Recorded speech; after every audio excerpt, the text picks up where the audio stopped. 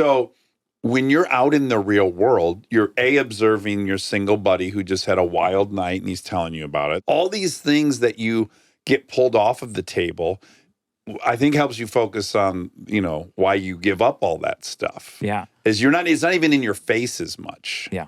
Yeah, and like what's going on in the world. Well, and speaking of being in your face, on the pandemic piece, just one more piece on that. What we found, we do a big study called Singles in America with Match every year.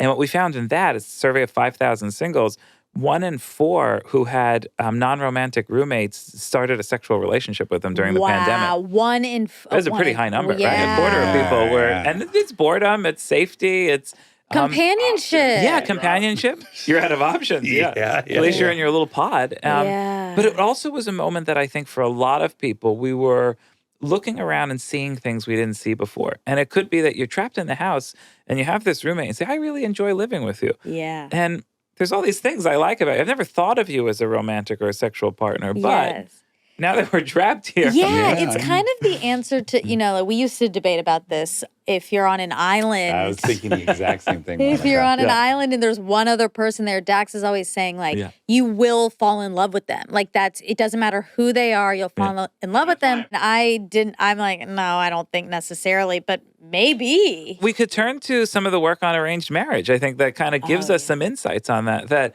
there has been some work that couples in arranged marriage long-term can have just as high relationship satisfaction and sexual satisfaction, even if you're kind of the only two on the island or the only two that your families decide you can marry. Yeah. Now, the big myth about arranged marriage in the anthropological literature is most people can reject it. So there is this sort of sense that, I think that's why some of the reality shows of arranged marriages, the challenge is in the real world, people could say, hey, mom and dad, I'm not marrying that guy. Yes. And typically families they want to do what's best for you. And there's some flexibility there.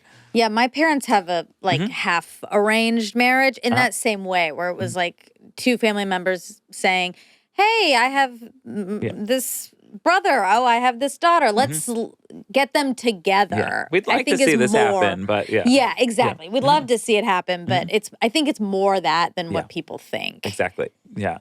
300,000 years ago, there was 100 other people to choose from. Yeah. Right? And now we have this decision fatigue and anxiety, and there's too many options. And then you add the internet into that. Now I can see every girl from every town at all times. Yeah. How do I know it's the best? There's been a lot of studies trying to understand how people are making sense of all this data in our dating lives. So more people meet on dating apps and websites than through any other venue. So if we ask Americans, we've asked them for the last 15 years in an annual survey, where did you meet your most recent first date? And the internet and apps is the most common way, more than church and school and family and friends and a bar. Yeah. I think last time I looked, it was 4 or 6% met in a bar, whereas, over 30% are meeting from apps and websites. So there's still fundamentally how people are connecting today. There's but you go on it exactly like Dax, you're saying. You go on and there's so many options. And what happens is the human brain didn't evolve. Our mating mechanisms didn't evolve in that context to have that much data. And there's different kinds of data. So our ancestors, not only would they have a smaller pool to choose from, you knew family networks. You had reputational data. Like the true social network, the ancestral social network. Yeah. And you had all this other information. So we're dealing with different information in today's environment. And one of the challenges we know is sometimes some psychologists call it cognitive overload, some call it paradox of choice. There's different ways that researchers have talked about it. But the challenge is you go on the app and you start swiping and looking for partners, and there's so many. And what happens is even if you start a chat with someone, you're kind of quick to move on to the next one because you say, well, I didn't like you used 2 exclamation points. Right. Who does that? Yeah, it wasn't perfect right out of the gates. Yeah. So we're sort of discounting perfectly reasonable partners because we have a sense of an unlimited resource. And then we're playing these sort of psychological games of saying like, oh, he has a picture of the puppy. I'll like him. It's caretaking. We found in one of our studies that people are looking at teeth as a way to assess your health and well-being because they're kind of picking little things from photos so that, or hair, shine in hair, skin, teeth, I'm sure. Yeah. So we're trying to pick information. But when we think we have so many options, and particularly it's this idea when we think it's unlimited, the brain just can't turn the lever to say we have to start making some decisions. And we know this from studies on foraging, how animals look for food in a food patch. And if they have a sense that the patch is ending, that they could see the end of the bush of where there's fruit, and then they might early on just look for the best thing, but then they start making some decisions. They realize it's running out. When you have a real sense of an unlimited resource, when the brain can't say we're running out, you never switch to start to this making decision mode. This is Leonardo DiCaprio.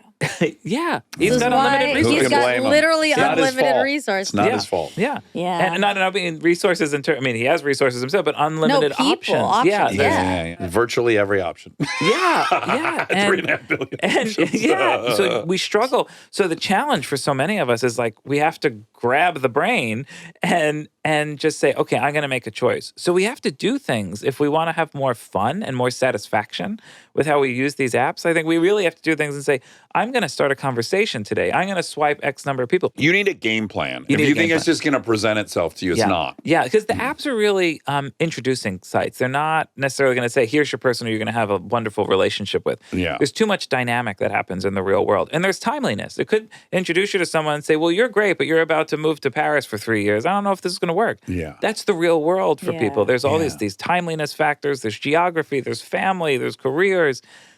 So all of that stuff happens that the apps can't pick up, but they can introduce you to, they can connect with people that you maybe can have a relationship with. Yeah. But then you have to kind of make this decision. One of my favorite studies gave people, was an experimental design looking at app dating, online dating. And they gave people profiles. And the one group saw a smaller number than the other. I think the larger group saw 24 profiles. And then the other group, I think, saw 6.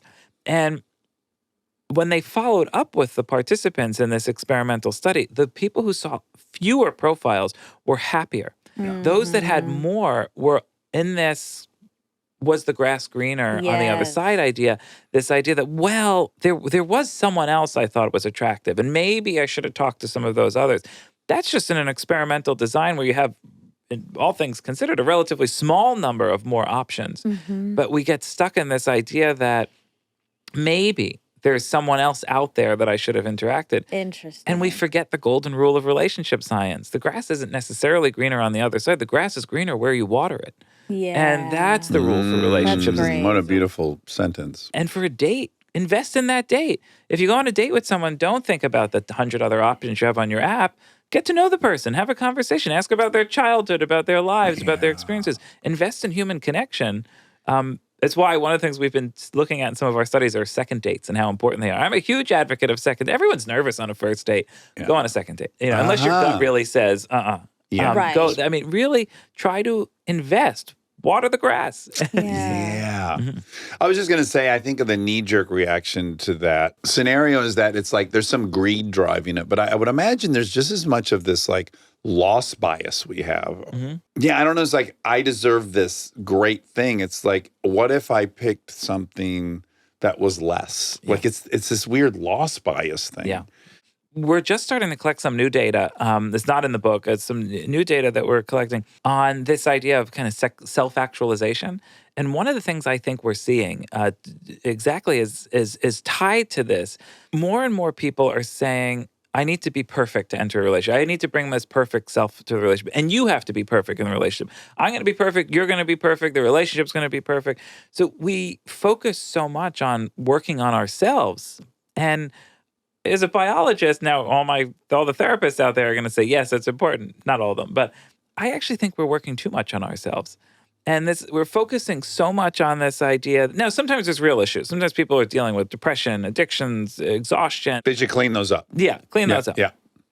But this idea that we need to work through all of our traumas or our wants and our needs before we engage in relationships. Yeah, we got to come in perfect. Yeah, that you have to enter a relationship perfect. The relationship should be the vessel with which we make mistakes, which we explore the world, we try new things with someone else, with the safety and comfort and partnership of another person. Yeah. This idea that you have to enter your relationship and say, I know fully who I am, I want you to know fully who you are. How boring. Yeah, I was just going to say how boring. And where are you guys going together? Yeah. Nowhere. Yeah. There's nothing to be improved upon. I can't learn anything from you because Yeah. I'm perfect and you're perfect. You're not going to learn anything from me. Yeah, and the more we wait, so more and more people are waiting and waiting and waiting. So we're delaying relationships. We have over 100 million singles in the United States today. So we've got over a third of the adult population. That's not necessarily a bad bad thing. Some people are very It's happily 40% single. in the book, you say. Yeah. Yeah. So we have a lot of people who are happy single and enjoying singlehood, but so many that we study and hear from are struggling with sort of moving in and out of relationships. Well,